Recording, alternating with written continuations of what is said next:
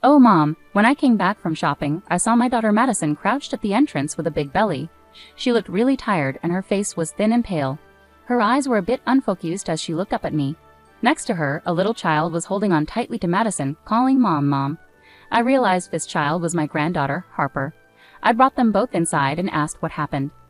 Madison told me that her husband Stephen got frustrated because she couldn't move around much during her second pregnancy and had left them in front of the house. Madison was clearly in her last month of pregnancy and needed care. Even though the days were sunny and warm, the wind was cold. I felt so angry, wondering what Stephen would have done if I hadn't been there. I didn't think he was the kind of person to do something like this.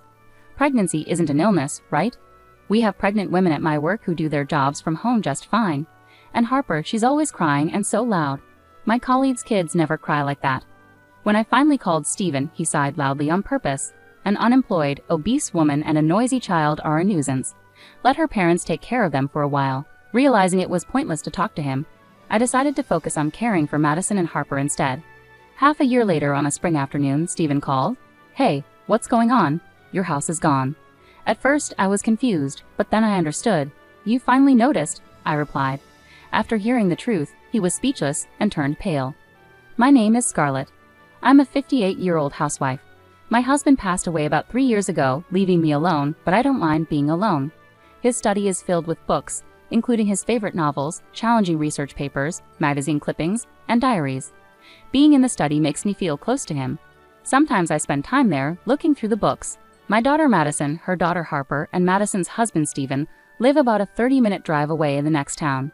Stephen works at a big company owned by his dad. At just 33, he's already a department head and is even considered a potential future CEO. Madison and Stephen met at a beer party when Madison was out with friends. One of her friends recognized an old classmate, who turned out to be Stephen. They discovered they worked near each other and started seeing each other more often, either by bumping into one another or going out for drinks with friends. Eventually, this led to a relationship. Madison wasn't the type to make the first move and often called me, unsure of what to do.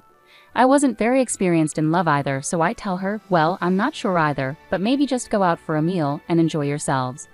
Unlike me, my husband had experienced many romances before we met. But when it came to our daughter's love life, we both agreed on one thing: she shouldn't date someone strange. My husband, always protective, even joked about calling himself strange. Their relationship continued smoothly, and within a year, they happily announced their engagement. Stephen, with his strong position in his father's company and his impressive sales skills, had earned my husband's trust enough for us to feel comfortable in trusting our daughter to him.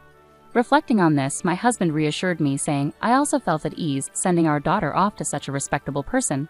Shortly after, Madison and Stephen married and moved to the next town to begin their life together.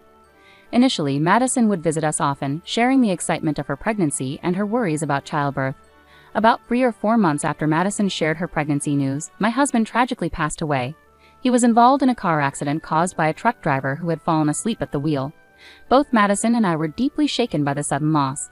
We struggled to maintain our composure as we rushed to arrange the funeral and handle the necessary company and government procedures. The days passed quickly, and before we knew it, a month had already gone by. It's strange that I hadn't seen Stephen much since he first came to introduce himself before the wedding. Even at the funeral, he only stayed for about an hour before leaving abruptly. I found it a bit rude, but Madison explained, that's just how he is. Stephen is always busy with work, she said with a forced smile tinged with sadness. It seemed like she didn't get much chance to talk or spend time with Stephen, who often left early for golf meetings on weekends. Being the son of a company president might excuse his absence somewhat, but I wished he would consider Madison, especially since she was heavily pregnant. As summer drew to a close, Madison returned to our home to give birth. With her belly fully rounded, she was eagerly anticipating meeting her baby. It's a girl. We've already picked a name, she told me. Oh, really? What's her name? I asked. Harper. Stephen and I chose it, Madison replied, smiling warmly. She gave birth within 2 weeks and soon returned home where Stephen was waiting. Madison, make sure to visit us sometimes. Bring Harper too, I urged her. I called Madison again, hoping to reconnect, but her response sounded hesitant. Yeah, maybe once things settle down I'll come over, she replied. Despite my concerns, I hoped it was just a temporary situation. Madison was always busy with childcare and housework, and Stephen, who should have been dependable, often came home late or not until the morning. I wondered aloud, even if he's the president's son, can his job really be that demanding? Despite several attempts to reach out, the pattern remained unchanged. It had been 3 years since Harper was born, yet I had only seen my granddaughter once, right after Madison gave birth. I wanted to support Madison and had expressed this to her many times over the phone, but her responses were always evasive. Before a long weekend, I decided to call Madison again. "Hello, Madison. How have you been? I was thinking of visiting you and Harper soon." I knew I had to be careful not to push too hard. Conversations with friends in the neighborhood had taught me that it's becoming less common for grandparents to see their grandchildren regularly, and pushing too much could strain the relationship further. Madison was my daughter, but I feared this call might lead to rejection, forcing me to accept the situation. With these thoughts, I waited anxiously for Madison's response. "Mom, I haven't been feeling well lately and I need some space. Please don't call me for a while," Madison said over the phone. "Are you okay? If you're not feeling well, I'm really worried. Can I bring over some food?" I asked, concerned. "I don't need it. Can we stop this?" "I'm going to hang up," Madison replied, sounding frustrated. "Wait, how about Harper and Steven? Is he doing well? Has he caught a cold?" I pressed, trying to keep the conversation going. "You're being too nosy, Mom. I want to raise my child on my own, so please stop calling," Madison snapped before hanging up abruptly. Feeling hurt and confused, I paused, unsure of what to do next. The brief call left me deeply shaken. I never expected Madison to feel that way about me. I thought I was showing kindness, but now I realized I had been meddling, and it pained me as I stared at the silent phone. Perhaps she was exhausted and stressed from childcare, or maybe I had crossed a line by interfering too much. Considering different possibilities, I acknowledged there might have been fault on my part and decided to stop calling. Still, I couldn't shake the thought. Had my once open and communicative daughter changed so drastically? Despite my reluctance to give up on seeing my granddaughter, I continued to call about once a month. Each time, I faced a distant reception and was denied access to Harper. "Hey, are you feeling all right?" I'd ask, only to receive no reply or have the call abruptly end. Hoping to get a better sense of what was happening, I decided to call Steven. He was my daughter's husband, and I figured he might have some insight into Madison's and Harper's situation. Steven never answered the phone promptly, but late one night, he returned my call. "Madison? Oh yes, she's fine," Steven assured me. "She's doing a great job looking after Harper. You don't need to worry. Madison has always been very responsible." "That's good to hear. Could you let her know I'd like to see her sometime?" I asked, hopefully. "Yes, of course," Steven replied. "It's odd that Madison isn't picking up her phone lately. That's not like her. It's quite concerning," I added, feeling uneasy about Steven's responses. His words felt rehearsed, as if he was trying to downplay the situation. About a month later, as autumn set in and I returned home from shopping one day, I spotted a figure sitting on my front porch. At first, I thought it might be a homeless person who had mistaken my house for somewhere else. But as I approached, I realized it was Madison. Madison. And look at that belly. And who is this child? I exclaimed in surprise as I saw Madison's noticeably larger belly, indicating she was pregnant again. "Oh, Mom." Madison's face was tired and drawn, her eyes unfocused.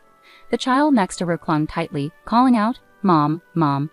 I realized it was Harper. I quickly unlocked the door and ushered them inside, practically carrying them to the living room sofa. I made some hot milk for them to drink. Harper cautiously sipped the warm milk. "It's cooled down now, so it's safe," I reassured her. Harper drank, leaving a white ring around her mouth. Turning to Madison, I started asking questions. "What happened? Why were you sitting outside like that? Where's Steven? What's going on with your home?" Madison began to cry and look down for a while before speaking. "Take your time," I comforted her, rubbing her back gently. After a moment, she explained that as her second pregnancy progressed, she found it increasingly difficult to manage household chores and take care of Harper, which frustrated Steven. He had driven them to the front of my house and left them there. Seeing Madison heavily pregnant and upset made me furious, imagining what could have happened if I hadn't been home. I immediately called Steven. He hadn't mentioned anything about Madison's pregnancy during our last conversation, which would have prompted me to offer help sooner. After several rings, he answered with a tired voice. "Hello, Steven. What's this I hear about you leaving Madison and Harper outside my house just now?" I asked, my tone filled with anger and concern. Steven replied casually, "Well, that's how it is. Madison hasn't been keeping up with household duties lately, using her pregnancy as an excuse. Even when I come home tired, there's no dinner ready." I was taken aback by his nonchalant response, feeling a mix of disbelief and disappointment. "Not helping because you think it's all Madison's job? Don't you think you should be supporting your wife?" I challenged Steven, my voice tinged with disbelief. "Why should I help? Household chores are Madison's responsibility. She's the housewife," Steven replied dismissively. "I have my own work to focus on. It's only natural she takes care of the house." Madison is pregnant, Stephen. It's not fair to expect her to manage everything alone without any appreciation from you, I countered, trying to reason with him. Pregnancy isn't an illness. Many pregnant women work remotely just fine at our company. And as for Harper, all kids have their moments. Comparing her to someone else's child isn't fair. Stephen sighed dramatically over the phone. An overweight wife and noisy kids are a hassle. Let the parents deal with them for a while. At that moment, I realized it was pointless to continue the conversation. Fine by me, I said firmly, hanging up. Stephen's mocking laughter lingered in my ears before the call ended. Suppressing my anger and frustration, I focused on what truly mattered, taking care of Madison and Harper. Harper's clothes were stained with food and juice spills, turning into little spots. Her hair also had a faint smell, so my first priority was giving her a bath. The spare clothes in the carry case were slightly dirty too.